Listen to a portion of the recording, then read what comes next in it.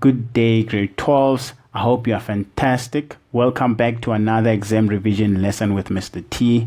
And as always, I'll be sharing my approach to grade 12 maths, and I really hope that this lesson will be relatable and beneficial to you.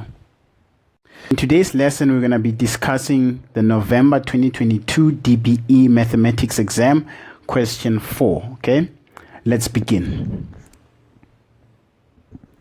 So, the question 4 in your November paper is actually the hyperbolic function, okay?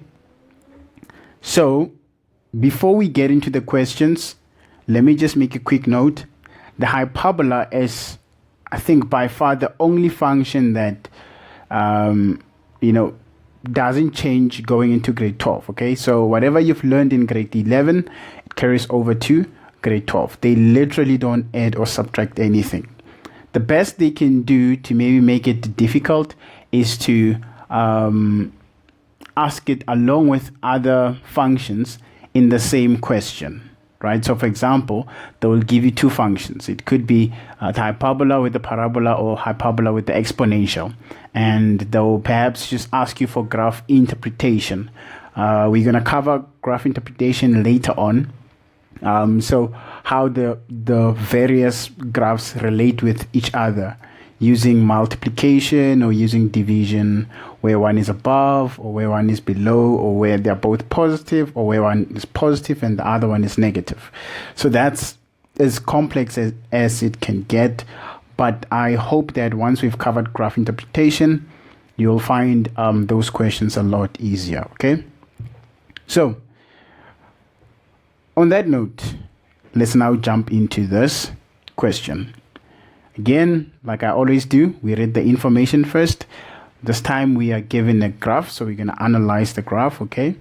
Then probably read the question again, but this one is quite straightforward. I don't think that we need to read it twice, but we can read it twice, it's fine. Then after that, we're going to get into the questions, okay? Now let's read. It says, sketched below is the graph of h of x, which is equal to 1 over x plus p plus q, right? That is the graph. Remember the hyperbolic function, its equation is a fractional equation, right? Then they further said the asymptotes of h intersect at 1 and 2, right? Right. Then let's look at the graph. There is the graph. These are your asymptotes. Now we are beginning to analyze. This is your x asymptote, right? And that over there is your y asymptote.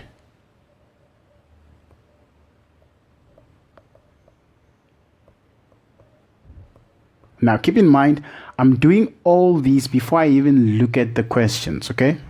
So these are my asymptotes. The x asymptote is what? Is 1, so it would be x equals to 1. The y asymptote is y equals to 2, right? And then what else? This is my y-intercept over here. We can call that the y-intercept. Y-intercept. And then this over here is the x-intercept.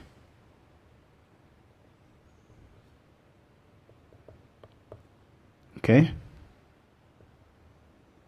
Intercept. So we have the y asymptote, we have the y-intercept, x-intercept, and we also have the x-asymptote. Now let's go back to the information. I want us to look at this equation here, right? Remember, with the hyperbola, the variables p and q in your equation, they represent asymptotes, right? So the q is the y asymptote, okay? Which means it's going to be the 2, right? The p is the x asymptote. However, the p, in some schools, they refer to it as the problem child, okay? It's a problem child.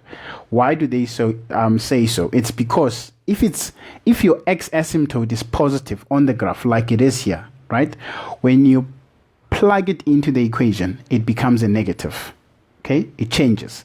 If it's negative in the equation, when you plot it on the graph, it becomes a positive, and vice versa. Okay, and then I think we've analyzed everything. The intersection of the asymptotes, the point where they intersect, they said is 1 and 2, which makes sense because our x asymptote is 1 and our y asymptote is 2, right? So that one is dealt with.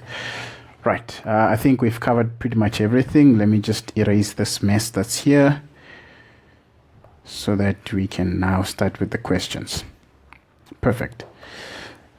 The first question says, write down the values of P and Q, right? We've already identified our P is going to be what? -1. We spoke about it. We said if the x asymptote is negative, or if it's positive on the graph, when you plug it into your equation, which is going to be P, it becomes a negative. So it's +1. When you put it here, it becomes -1. Then we have the Q. The Q is 2. When we move it from the graph to the equation, it stays the same. It's going to be +2. So that's done. This was, I think, by far the easiest question here. Question 2 says, calculate the coordinates of the x-intercept of H. Right? Now, before I work this out, let me just say this quickly. There's 2 ways in which this question can be asked, okay? Don't get confused. The first one is how they did it here. Calculate the coordinates of the x-intercept of H, right? They are very specific. Coordinates. What are coordinates? Is x and y together, right? Sometimes they'll say calculate the x-coordinate of the x-intercept, meaning they are only looking for the x value, okay? They are only looking for the x-coordinate. So you don't have to, at the end, put the coordinates together 2 and 0. You can just end at x equals to 2. They will give you your full marks, okay? But to be safe, you know, you can always do it till both coordinates, all right? But in this case, they want both of them. So we're going to get to, we're going to calculate both coordinates. So let's begin. They said of the x-intercept of H.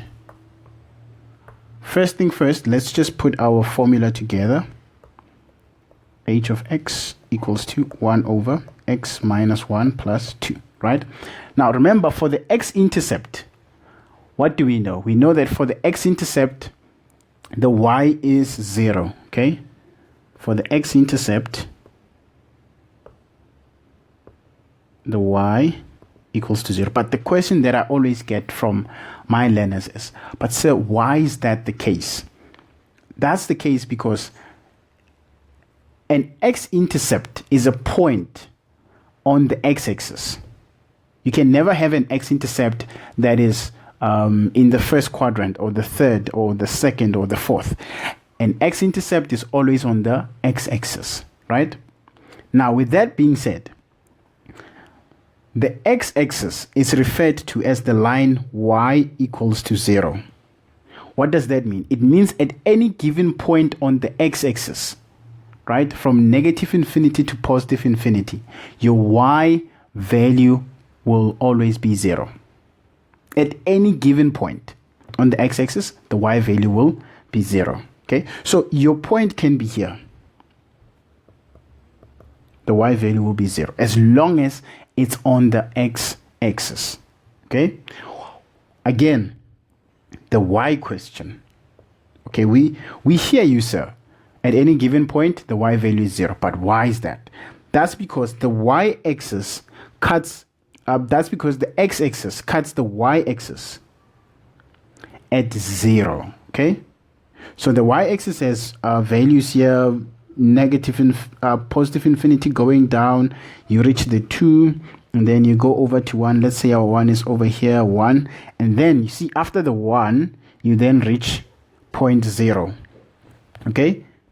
Now, if you look at it, at 0, that's where the x-axis cuts the y-axis, right? That's why we say that it's going to be the line y equals to 0, which then means that it will always have a y value of 0. It's because it cuts the y-axis at 0, okay? So if we had to use height, for example, the height of the x-axis would be 0. at any given point. Why? Because that is where it cuts the y-axis. So for example, if we draw a horizontal line that maybe cuts the y-axis, let's say at 5, right?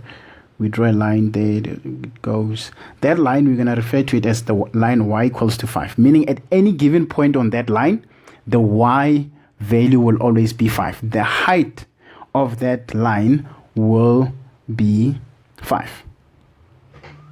I hope that makes sense, okay? So that's where the rule for x-intercept y0 comes from, okay? So whenever you're calculating your x-intercept, your y value will be 0. I hope that is crystal clear. So now we know, and remember again, before I start working this out, your h of x is basically y. The y means all the possible y coordinates on the graph, okay? Now h of x is y, but written in a different format, okay, or a different notation. Why do they use h of x? They use h of x to differentiate between graphs. That's why sometimes you'll have g of x, sometimes you'll have h of x, sometimes you'll have f of x, right? It's to differentiate between different graphs.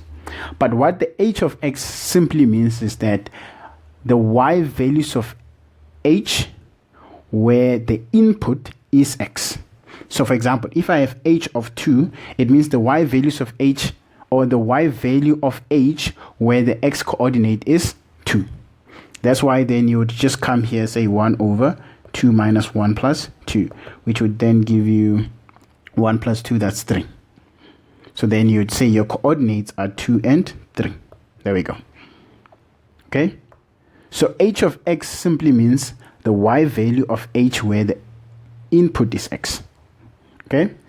Now, let's get to work. Here, we said for x-intercept y is 0, and we also said h of x is equal to y. It's the same thing. Okay? So we're going to change our h of x to 0, have 1 over x minus 1 plus 2. Transpose the 2 to the other side. We're going to have 2 minus 2 equals to 1 over x minus 1.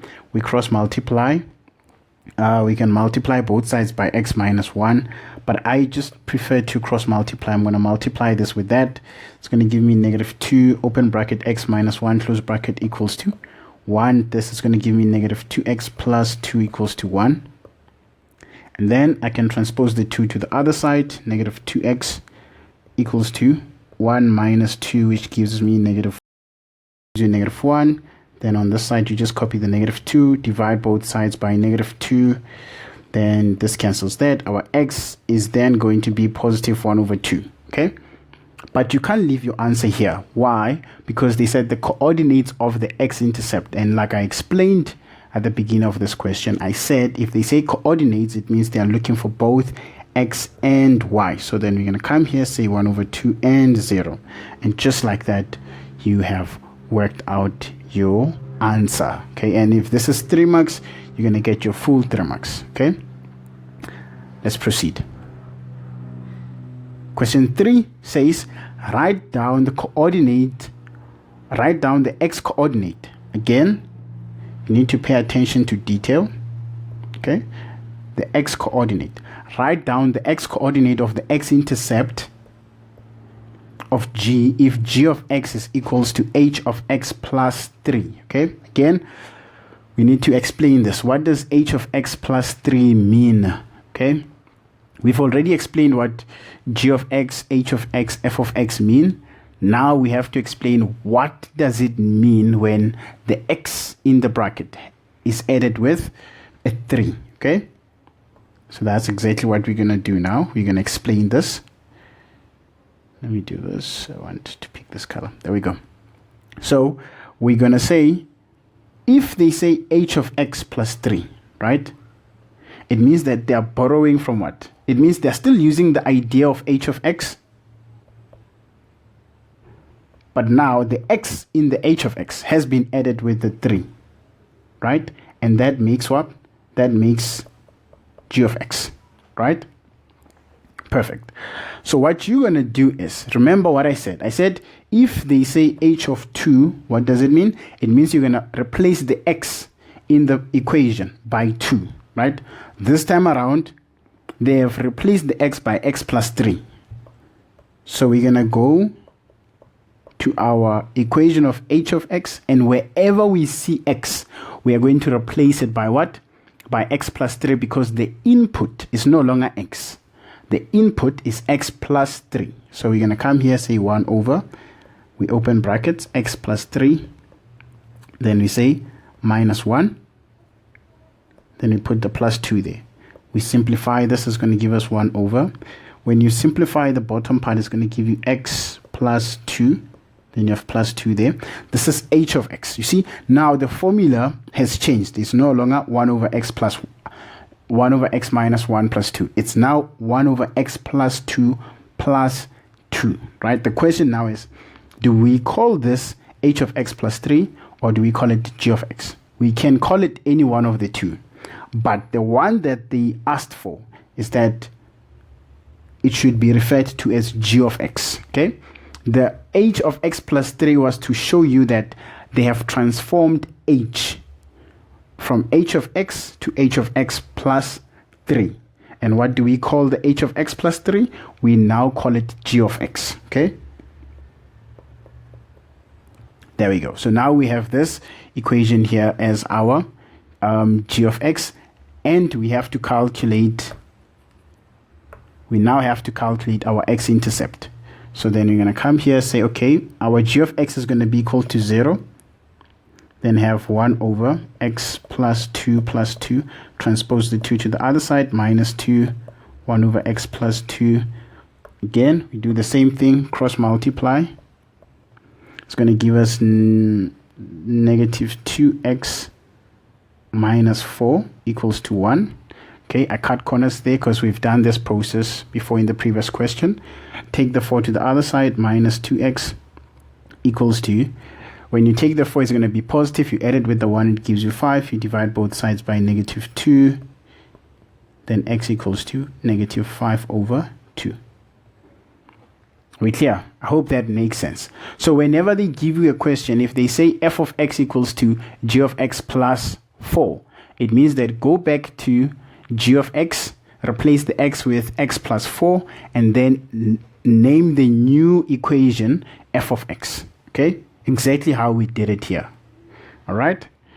So this is essentially just transformation. Whenever they say h of x plus something, sometimes they won't say h of x plus. They will say 2 h of x. It means that go back to the equation of h of x, multiply the entire equation, which would be this, multiplied by 2. Okay? And if they say g of x is equals to 2h of x, it means whatever you get after multiplying, that's your equation for g of x. Okay? I hope that makes perfect sense. Now let's proceed. Question 4 says the equation of an axis of symmetry of h is equal to y. Okay, let me read that again. The equation of an axis of symmetry of h is y equal to x plus t, and determine the value of t. Okay, so they are looking for the axis of symmetry, right? Now, it's always important, okay, to remember that the hyperbola has two lines of symmetry, okay? It has two axes of symmetries, okay? We have the negative, which I'm just going to quickly draw here. We have the negative line of symmetry, which goes like this. This is going to be the negative. And then we have the positive line of symmetry, which goes like this. Okay? Now, these lines of symmetry should intersect the graph at the intersection of the asymptotes. Okay? Very key. So that one is going to be the positive.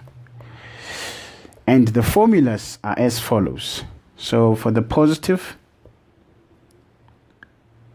the formula is y equals to bracket of x plus the p, close bracket, plus q.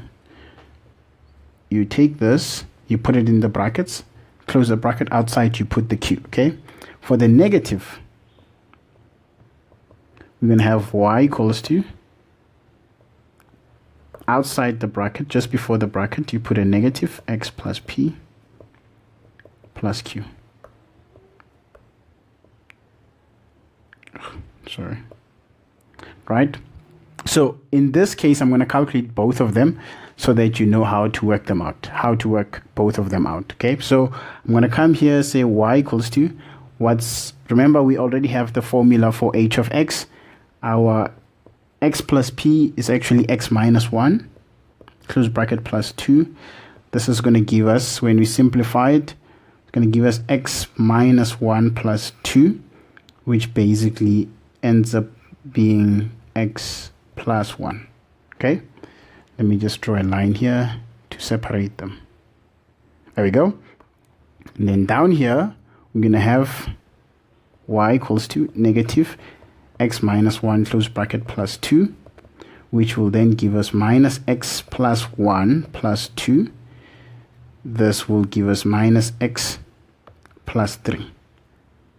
Right? So then we have both of them. We just have to go back to the question, check which one they're asking for. Okay, there is the one they're asking for. Then you compare them. Does the x have a negative or is it a positive? Right? That's what you look at. Does the x have a negative or a positive? If it has a positive, it means that they're looking for the positive axis of symmetry, which would then mean that our t is equal to 1. But if it was negative x, it would mean that our t is positive 3.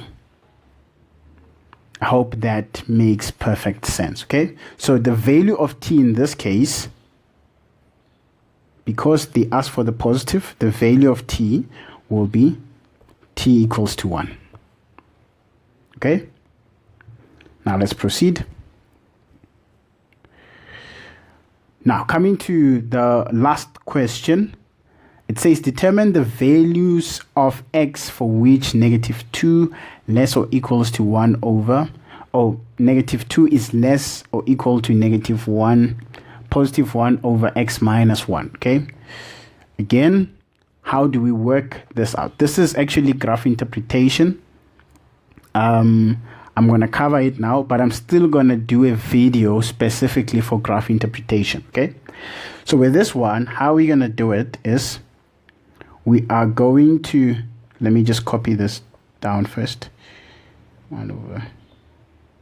Now, this is actually the equation of h of x broken into two parts. So what I'm going to do is I'm going to assemble it together. I'm going to bring the 2 to this side. So I'm going to have 0 less or equals to 1 over x minus 1 plus the 2. As you can see there, that is the equation of h of x.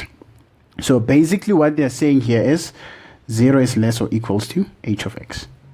Right? That's if you read it from the left going to the right. From the right going to the left, it says h of x greater or equals to 0. Now, what does it mean? So I always prefer to read it from the h of x going to the 0. Right? So I'm going to switch it around, say h of x greater or equals to 0. Okay.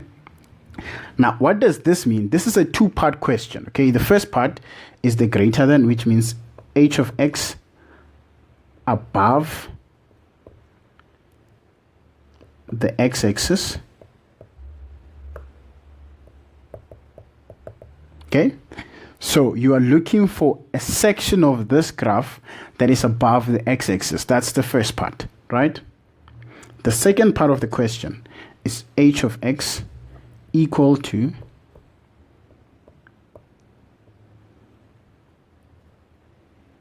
the x-axis, or the x-intercept. Basically here you're just looking for the x-intercept.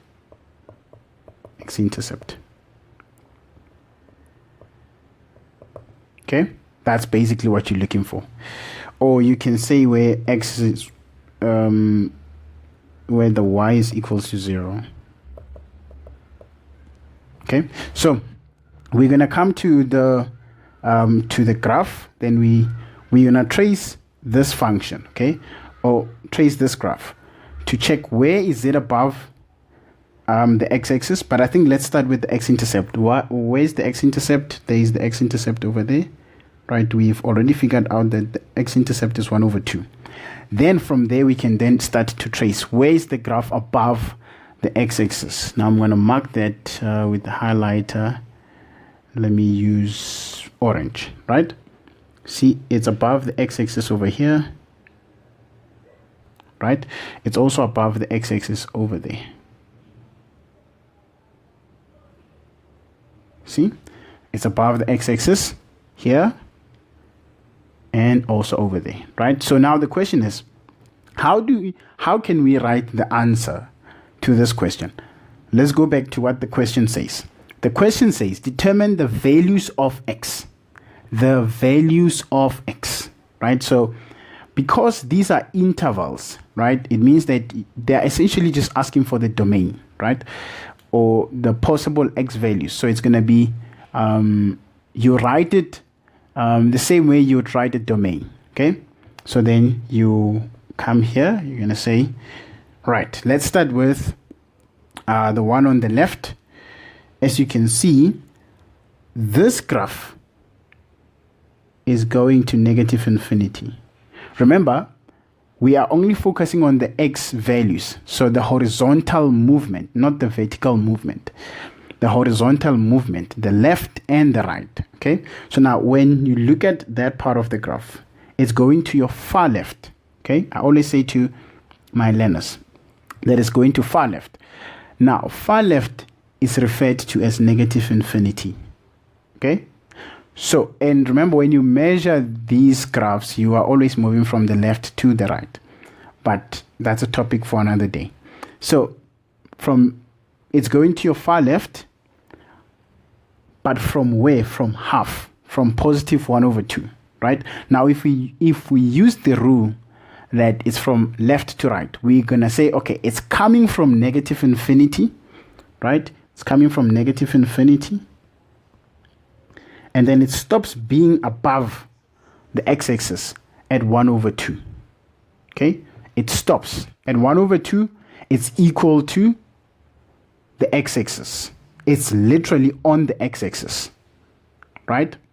Now remember, if you combine these two, we are basically looking for where the graph is above and equal to the x-axis. Okay? That's basically what the question is saying. So this section over here, it gives us exactly that. It's where the graph coming from negative infinity, it's above. Let me maybe erase here. Coming from negative infinity, it's above. Curves reaches 1 over 2. At 1 over 2, it's equal to the x-axis. So when we write that down, we're going to say x is the element of excluded negative infinity to 1 over 2. Then we're going to include the 1 over 2. Why? Because the 1 over 2 answers the second part of the question. This one, the x-intercept. It's an x-intercept of the graph. So we include it. Okay? It's included because it's where the graph is equal to the x-axis. Right? Then that's just the one part. Then we also have another section that is above the x-axis. Right?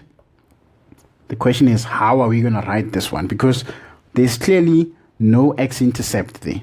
Now with this one, wherever we start to where it ends, we exclude both sides. Why? Because neither one of the sides is an x-intercept. Are we clear? So now the question is, on the x-axis, where does it start? It starts from positive 1. If you look at it, it starts from positive 1, then it goes to your far right. Far right is positive infinity. Okay? Your far right is positive infinity. So when we write it, then we'll say, okay, this relationship that the graph has with the x-axis starts from positive 1, excluded positive 1, to what? To positive infinity, excluded. Both of them are excluded. But with the first one, we had to include the half because the half answers the second part of the question. Remember when I started, I said this is a two-part question. We are looking for above but we are also looking for where the graph is equal to the x-axis, which the graph can only be equal to the x-axis at the x-intercept, right? So the half answers that second part of the question, okay? I hope this was very helpful to you. And yeah, man, I think that's pretty much it. Till I see you guys again. Bye.